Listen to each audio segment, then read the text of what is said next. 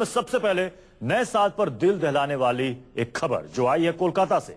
दरिंदों की हैवानियत की शिकार हुई बंगाल की 16 साल की एक लड़की जिंदगी की जंग हार गई है।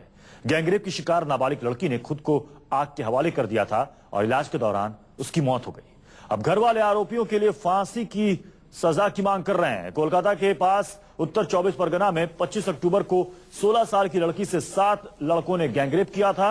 पुलिस में एफआईआर के बाद आरोपियों ने पीड़ित परिवार को धमकाना शुरू कर दिया था। धमकी और बदनामी से तंग आकर लड़की 23 दिसंबर को खुद को आग लगा ली थी और कल इलाज के दौरान उसकी मौत हो गई। अब घर वाले आरोपियों के लिए फांसी की मांग कर रहे हैं। बंगाल में 16 साल की एक लड़की के साथ अक्टूबर में गैंगरेप की वारदात सामने आई और उसके बाद पीड़ित परिवार को लगातार आरोपियों की तरफ से धमकाया जाता रहा कि वो केस वापस ले लें। हालांकि उनकी गिरफ्तारी हो गई, लेकिन आरोप यह भी है कि उनकी गिरफ्तारी होने में काफी देर हुई और उसके बाद जब आरोपियों ने पीड़ित लड़की को मोहल्ले में आस पड़ोस में बदनाम कर दिया तो तंग आकर उस 16 साल की पीड़ित लड़की ने खुद को आग लगा ली थी, जिसके बाद उसे अस्पताल पहुंचाया गया। 1 हफ्ता तक 7 दिन तक उसका अस्पताल में इलाज चला और आखिरकार कल उसने दम तोड़ दिया। घर वालों का आरोप है कि दामिनी के इलाज में भी अस्पताल प्रशासन ने लापरवाही बरती है, जिसके चलते दामिनी की मौत हुई है। घर वालों ने अस्पताल अधीक्षक के खिलाफ भी मामला दर्ज करा दिया है और पूरे मामले में दोषियों के खिलाफ कड़ी कार्रवाई करने की मांग की है। क्या कहना है पीड़ित के भाई का, आपको वो सुनाते हैं। আমরা একটাই চাই স্যার যে আমার বোনের সাথে যেরকম হয়েছে সেইটা জানো আর কারো বোনের সাথে না। আমার একটাই বলছি, আমরা ভেবেছিলাম এই বছরের পর ওকে বিয়ে দেব, কিন্তু এই হাত দিয়ে আজকে ওকে গাঁদা দিচ্ছি। আর কি বলে বলেন স্যার, আমরা চাই স্যার ওই ছেলেটাকে জানো ফাঁসি হোক। একটাই কথাই, ছেলেটাকে ফাঁসি হোক স্যার, নাহলে এই ছেলেটা যেদিনকে বেরোবে স্যার আমি ওকে গুলি করে দেবো।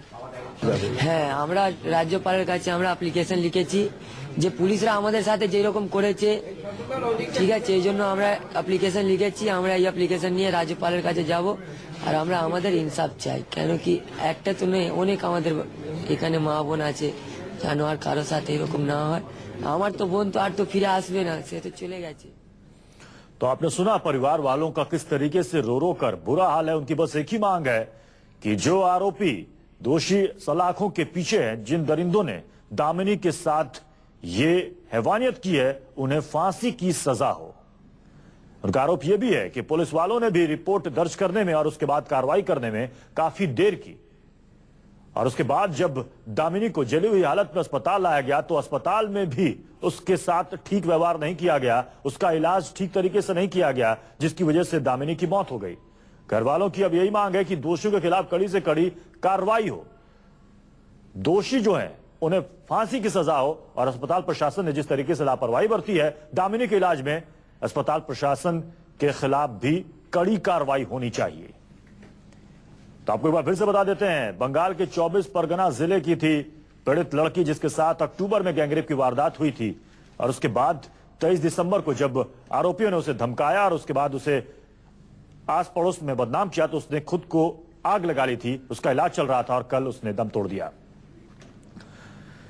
राष्ट्रीय महिला आयोग की अध्यक्ष ममता शर्मा ने कहा है कि बंगाल की सीएम ममता बनर्जी को इस मामले को गंभीरता से लेना चाहिए। 23 को गैंगरेप हुआ, इसके बाद थाने से जब वो आ रही थी तो दोबारा गैंगरेप हुआ।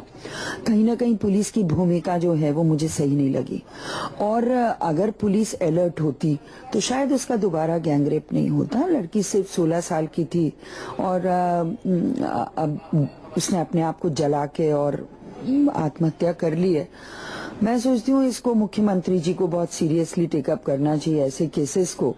वैसे हमने इसको टेकअप कर लिया है और आज मैं मुख्यमंत्री जी को चिट्ठी भी लिखूंगी कि वो जल्दी से जल्दी 48 घंटे के अंदर अंदर या 4-5 दिन के अंदर अंदर मुझे जवाब दें कि आखिर ऐसे केसेस जो हो रहे हैं लड़कियों के, इनके ऊपर वो क्या एक्शन ले रही हैं। तो राष्ट्रीय महिला आयोग ने भी मुख्यमंत्री को चिट्ठी लिखकर उनसे जवाब मांगा है कि आखिर इस तरह के मामले पर रोक कैसे लगाया जाए और इस मामले में पुलिस की लापरवाही किस तरीके से सामने आई है, इस पर भी जवाब मांगा। हमारे साथ अमित कुमार हमारे संवाददाता इस वक्त जुड़ रहे हैं। अमित, पहले जिस तरीके से दामिनी के साथ रेप किया गया, एफआईआर दर्ज करा के जब वो लौट रही थी, फिर दोबारा रेप किया गया, उसे धमकाया गया और इलाज के दौरान भी लापरवाही, कहीं ना कहीं ममता सरकार, बंगाल की ममता सरकार सवालों के घेरे में है। देखिए, ममता सरकार तो सवालों के घेरे में है, लेकिन जिस तरह से पूरा मामला हुआ है और जिस तरह से एक पीड़ित लड़की को आखिरकार अपनी जान देनी पड़ती है परेशान होकर, जो इसका मतलब साफ है कि उसे लोकल एडमिनिस्ट्रेशन से उस तरह से मदद नहीं मिली जो पुलिस की मदद उन्हें मिलनी चाहिए। कानून तो जब 2012 में 16 दिसंबर को एक लड़की की चलती बस में दिल्ली में बलात्कार हुई थी, जिसके बाद 29 दिसंबर को उसकी मौत हो गई थी, उसके बाद बड़े कानून में बदलाव किए गए, कानून को सख्त किया गया, लेकिन इसके बावजूद भी जो लोकल एडमिनिस्ट्रेशन या फिर इस तरह की घटनाओं के बाद जो प्रशासन का रवैया होना चाहिए वो रवैया नहीं दिखता है। और इसीलिए शायद उस जो कलकत्ता की दामिनी है, 16 साल की लड़की है, उस बेचारी को की मौत हो गई, क्योंकि ये अपने आप में दिल दहला देने वाली घटना है। किस तरह से एक लड़की की 2 बार बलात्कार होती है, पुलिस उस तरह से मदद नहीं करती है, जो आरोपी है उसे घर वाले उसे परेशान कर रहे हैं, डराते हैं, धमकाते हैं, ये बताने को काफी है कि इसका मतलब साफ है कि लोकल लेवल पर उस लड़की को ना मदद मिला ना उस परिवार वाले को। सवाल इसलिए भी उठ रहा है कि यहाँ पर तो लापरवाही की इंतहा हो गई। पहले पुलिस ने मामला दर्ज करने में आनाकानी की, उसके बाद दबाव पड़ा, तब एक्शन लिया गया, वो भी देर से, और उसके बाद जब दामिनी ने खुद को आग लगा ली, अस्पताल पहुंचाया गया, तो अस्पताल में भी वहां पर उसके इलाज में लापरवाही बरती गई है, जैसा कि परिवार वालों का आरोप है। यानी कि पूरा सिस्टम किस तरीके से चरमरा गया है, यह भी एक गंभीर सवाल है। देखिए, और ये कोई इस तरह के कोई मामला पहला नहीं है। इस तरह के मामले अक्सर हुआ करते हैं। जब भी इस तरह की घटनाएं होती हैं, बलात्कारी घटना या फिर दूसरी जो घटनाएं क्राइम की अगर देखा जाए, तो जो दबंग परिवार होता है, अगर जो आरोपी जो अगर परिवार दबंग है या वो पैसे से मजबूत है, तो इस तरह की घटनाएं होती हैं। पुलिस लगातार एफआईआर दर्ज करने में आनाकानी करती है। इस घटना में भी वही हुआ है कि लगातार जब उसकी घटना 2 बार बलात्कार होती है, इसके बाद अगर एफआईआर दर्ज होता है, इसका मतलब साफ है कि पूरी व्यवस्था जो पूरी सिस्टम है उसमें कहीं ना कहीं दीमक लग गया। और उसी का नतीजा है कि सख्त कानून होने के बावजूद भी, कानून आपने सख्त बना दिया, 10 साल की सजा की बात कर दी है, लेकिन इसके बावजूद खौफ नहीं है। इसका मतलब साफ है कि लूपहोल्स हैं और उस लूपहोल्स का फायदा ये आरोपी उठाते हैं, अपराधी उठाते हैं, और इसीलिए उसका, और ये जो लोकल एडमिनिस्ट्रेशन में जो है, चाहे करप्शन हो या फिर जिस तरह से भी वो मैनेज करते हैं, इसका फायदा वो उठाते हैं और भुगतना पड़ता है 16 साल की दामिनी जैसी मासूम लड़की को, जिसे अपनी जान देनी पड़ती है।